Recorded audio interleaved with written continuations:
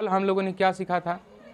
Fringe, और fringe की चौड़ाई कैसे ज्ञात करेंगे, यह बात हमने सीखा था। आज का जो टॉपिक है वो है आपका प्रकाश का विवर्तन।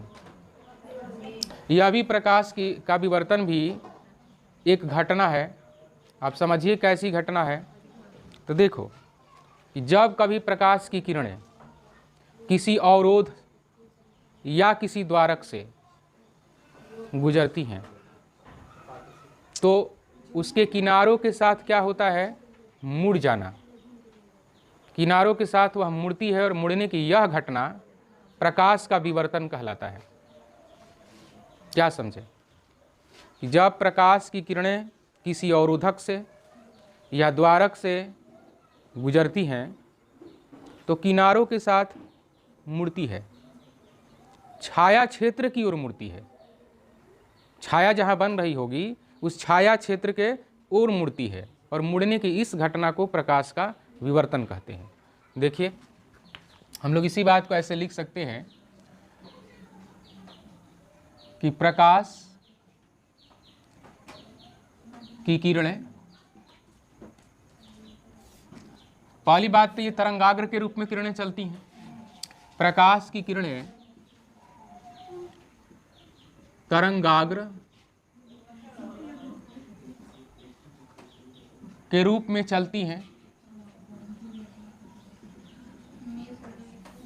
प्रकाश की किरणें तरंगाग्र के रूप में चलती है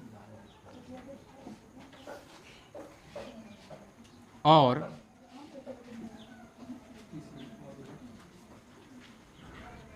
किसी अवरोधक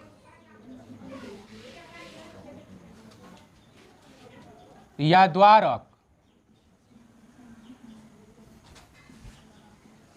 के किनारों से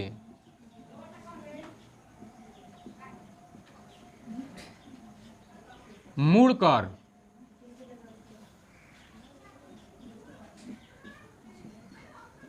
छाया क्षेत्र की ओर चली जाती है।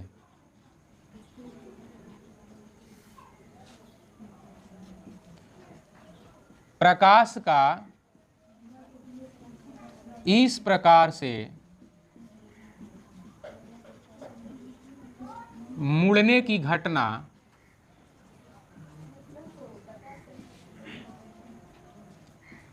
प्रकाश का विवर्तन कहते हैं। प्रकाश का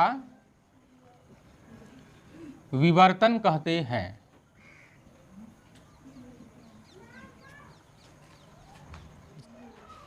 तो इतना बात आप लोग समझ गए हैं। आप चित्र एक्स का देखिए, एक बार चित्र के माध्यम से इसको समझने का प्रयास करते हैं। यहां पर बात जो आई है अवरोधक, एक बात आया है द्वारक। दोनों बातों को हम लोग समझ लेंगे, लेकिन उससे पहले इसका एक कंडीशन है कि विवर्तन की घटना तभी होगी, विवर्तन की घटना तभी घटित होती है जब जो हमारा अवरोधक होता है या जो हमारा द्वारक होता है उसका जो साइज है, आकार है, आने वाली जो प्रकाश की किरण है उसके तरंग दैर्घ्य की कोटि का हो। ठीक है ना? हम जानते हैं कि जो आकार है उसको भी मीटर से दर्शाया जाता है, दूरी है, और तरंग दैर्घ्य भी एक दूरी है।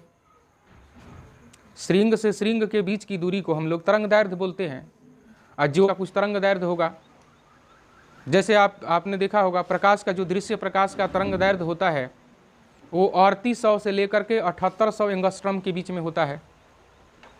3800 से लेकर के 7800 के एंगस्ट्रॉम के बीच का होता है। अगर इसी कोटि का अगर अवरोधक है या जो आपका द्वारक है, अगर उसकी भी दूरी उसी कोटि की हो, जो उसका आकार है वह भी उसी कोटि का हो, तो विवर्तन की घटना होगी, अन्यथा नहीं होगी। तो इस बात को भी आपको समझना है। तो देखिए इसको भी मैं एक बार यहाँ लिख दे रहा हूँ, ये नोट रहेगा आपका, नोट पॉइंट। क्या होगा? विवर्तन की घटना के लिए आवश्यक शर्त यह है कि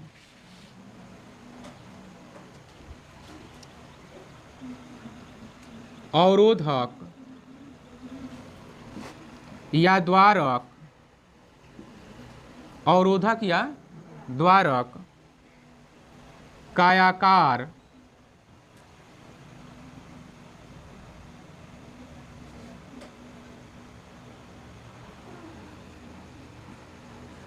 तरंग के प्रकाश की तरंग के तरंग दैर्ध्य के कोटि का होना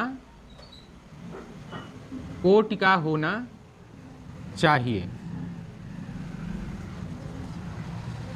तरंग दैर्ध्य के कोटि का होना चाहिए। अगर तरंग दैर्ध्य के कोटि का होगा तभी विवर्तन की घटना घटित होगी, अन्यथा नहीं होगी।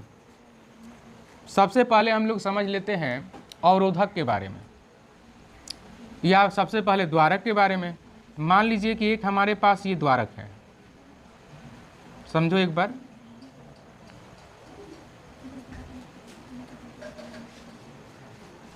ये द्वारक है, ठीक है। अब यहां से क्या है कि प्रकाश की किरणें ऐसे आती हैं, ऐसे आ रही हैं। बहुत सारे प्रकाश को ये क्या रोक लेगा, लेकिन जहां से छिद्र आपको द्वारक जहां से दिखता है, अब यहां से तो प्रकाश आगे की ओर बढ़ेगा। बोलिए, अगर यहां पर हम एक पर्दा लगा दें, तब यहां से जो किरणें गई तो यहां से जो छिद्र आपको दिख रहा है तो यहां से तो प्रकाश जाएगा।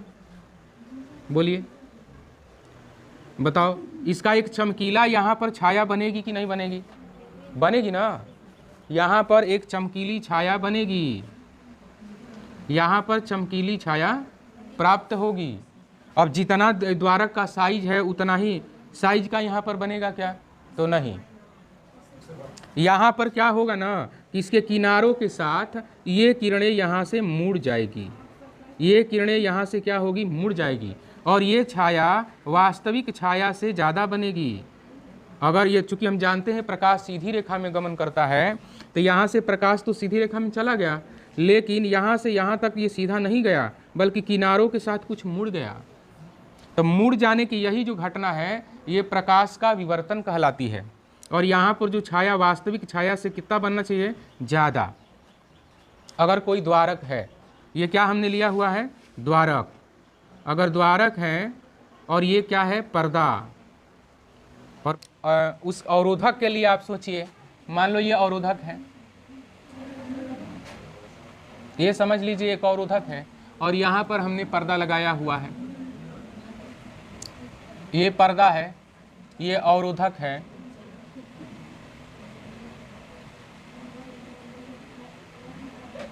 ये अवरोधक। अब प्रकाश की किरणें इधर से आ रही हैं,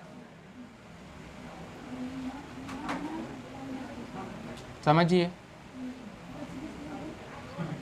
ये प्रकाश की किरणें ऐसे आपतित होती हैं अवरोधक के ऊपर।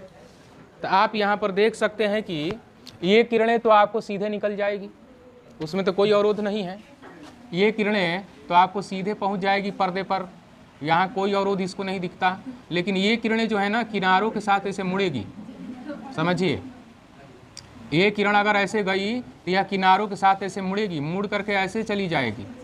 और ये देखो, ये किरण ऐसे जाएगी और यहाँ से ऐसे मुड़ के चली जाएगी, ये ऐसे मुड़ के चली जाएगी। और यहाँ पर जो इसका बनेगा छाया, छोटा बनेगा। इसकी अपेक्षा यहाँ पर छाया कैसा बनेगा? छोटा बनेगा, किनारों के साथ ऐसे क्लोज हो जाएगी। अगर अवरोधक से प्रकाश की किरणें जाती हैं तो वह किनारों के साथ ऐसे क्लोज हो जाती है, और यहाँ पर क्या होगा कि पतली छाया बनेगी। यहाँ पर कैसा था? यहाँ पर चौड़ा बना था, इस द्वारक के आकार से छाया ज़्यादा बना था, लेकिन यहाँ अवरोधक के आकार से छोटा छाया का निर्माण होगा। तो यह घटना भी प्रकाश का विवर्तन को प्रदर्शित करती है। प्रकाश का विवर्तन दो प्रकार का होता है।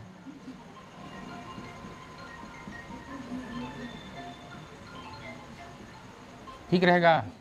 प्रकाश का विवर्तन दो प्रकार का होता है। प्रकाश का विवर्तन दो प्रकार का होता है। एक को कहते हैं फ्रेनल विवर्तन ये कहते हैं फ्रानहाफर विवर्तन। तो आप समझिएगा कि ये फ्रेनल विवर्तन और फ्रानहाफर विवर्तन दो वैज्ञानिकों के नाम हैं, जिन्होंने इसको दर्शाया उनके नाम पर रख दिया गया है। तो फ्रेनल विवर्तन जो होता है ना, तो अगर प्रकाश स्रोत, अवरोधक, चाहे कहो कि द्वारक, प्रकाश स्रोत, द्वारक या अवरोधक और पर्दा, इनके बीच की दूरी अगर सीमित रहेगी, बीच की दूरी अगर सीमित रहेगी, तब उसको कहेंगे फ्रेनल विवर्तन। अगर बीच की दूरी सीमित रहेगी तो उस स्थिति में जो विवर्तन की घटना घटेगी उसको हम लोग फ्रेनल विवर्तन कहेंगे। ठीक। अगर प्रकाश स्रोत, द्वारक या अवरोधक और पर्दा के बीच की दूरी अनंत रखी जाए, बीच की दूरी कैसी रखी जाए? अनंत रखी जाए, तब इस स्थिति में जो विवर्तन की घटना घटित होगी उसको हम लोग फ्रानहाफर विवर्तन कहते हैं। क्या आप लोग ये बात लिख सकते हैं? फिर से एक बार सुन लीजिए। पहला, फ्रेनल विवर्तन। तो फ्रेनल विवर्तन ऐसा प्रकाश का विवर्तन है जिसमें प्रकाश स्रोत, अवरोधक और पर्दा के बीच की दूरी सीमित होती है, और उसमें अगर प्रकाश के विवर्तन की घटना घटित होती है तब उसको हम लोग फ्रेनल विवर्तन कहते हैं। जब कभी प्रकाश स्रोत, अवरोधक और पर्दे के बीच की दूरी असीमित होती है, अर्थात अनंत होती है,